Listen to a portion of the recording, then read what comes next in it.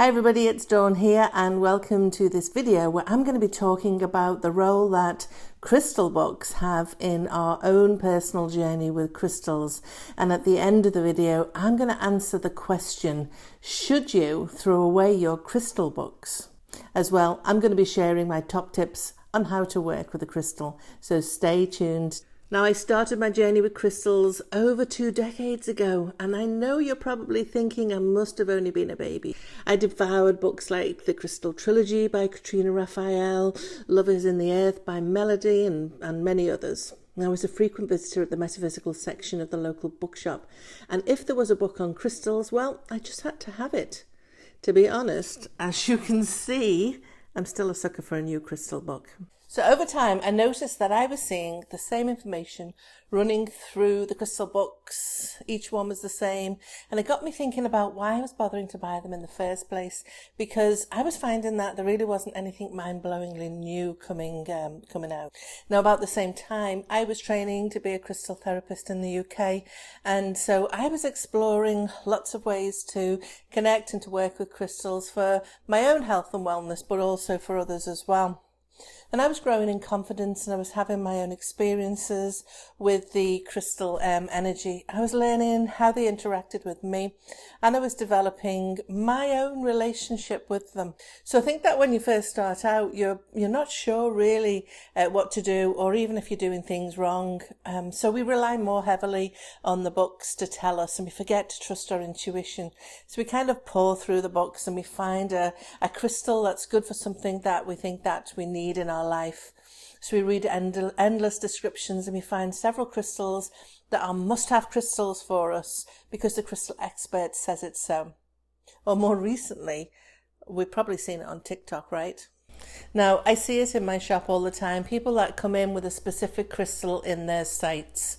And really, we like to help them to tap into their own intuition and feel into if a crystal is right for them or not. We guide them through a process of determining which one is the right one for them. One of the ways that we do that is through dowsing, often with the pendulum, but also body dowsing, which is using the person's own body to determine a yes or a no. And customers are often amazed how their body responds to that. Or we just ask them to feel the crystal and to answer the question, is this the right crystal for me at this time? And to trust the answer. Now, our goal is to help our customers to learn how to trust their intuition and to not have to rely on a person or a book or a TikTok video to tell them. And I like to instill this principle with my students as well. So I want to move them on in their confidence levels as early in their journey as possible. So from relying on books to using their own sense of knowing what's right. And I'm going to be sharing with you in a moment my top ways for doing that.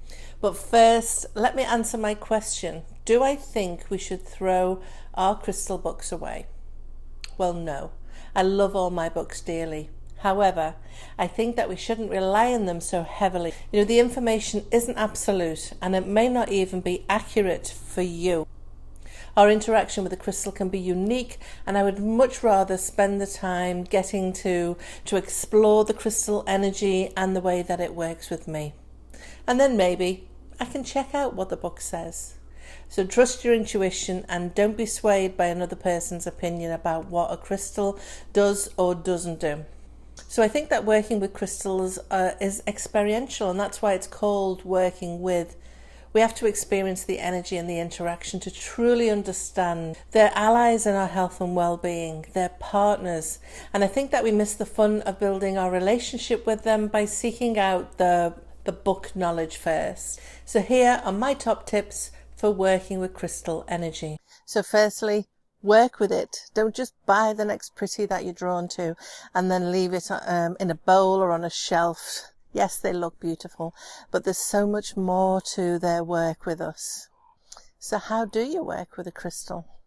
Well, every time I acquire a new crystal, I spend time with it. I always cleanse it first. And if you're not sure about how to cleanse a crystal, I do have a video on that, which I will link below. But after cleansing, I hold it to my heart and I breathe with it and I connect with it energetically, asking it to show me how it wants to work with me. I stay open to hearing the answers. Sometimes it's a feeling, it's an image, or it's just a sense of knowing. And sometimes it's not immediate, so I have to carry it with me. I meditate with it, and I even sleep with it. Now here's the key. When you're working with a crystal, pay attention to how you feel. Pay attention to what you're thinking and what's happening around you. We really have to be present in the experience, so take some time to reflect on those things that happen to you. Maybe journal at the end of the day so that you can identify changes and shifts, and I promise you it really is worth it. Now sometimes interactions are subtle, sometimes they're mind-blowingly freaking amazing. Sometimes there's a little or no interaction, and just sometimes the interaction doesn't feel positive. Now I have a crystal. It's this one here, and I can only work with it for short periods of time, or I work with it as a distance, because when I carry or I hold it, my eyesight start to really go weird. It's kind of like wiggly lines, but with no pain, and it gets to the point where I can't see. But when I put the crystal down, the issues just stop in 5 minutes and it goes back to normal. Now, sometimes a crystal is too energizing to sleep with, or maybe it can produce vivid dreams that you wake up exhausted from. Sometimes they promote restful and nourishing sleep. The point is that you've got to try it to find out how it interacts with you. Take Moldavite. Well, people go mad for Moldavite, but it doesn't do anything for me, and I mean absolutely nothing. I might as well be holding a piece of plastic in my hand. But for others, it blows the socks off. The point is, how a crystal works with us is unique to us and as an individual as we are. So just because it does X, Y, and Z for another person, it doesn't mean that it's going to do that for you. My next tip is to work with one crystal at a time, at least when you first start working with it. Now, if you're carrying or you're working with other crystals at the same time, well, you're not going to be able to identify how that particular crystal is interacting with you. I liken it to being in a bar and not being able to hear the person that you're speaking to because everybody else's voice is drowning it out.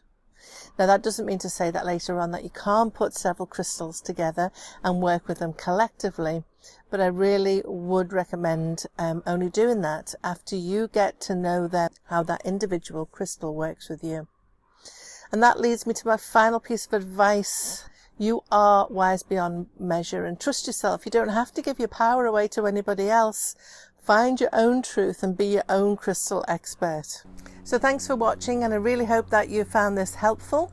Do check out my videos on cleansing crystals, and also I've got one on how to use a pendulum if you're not sure about how to go about those things. Ta-ta for now.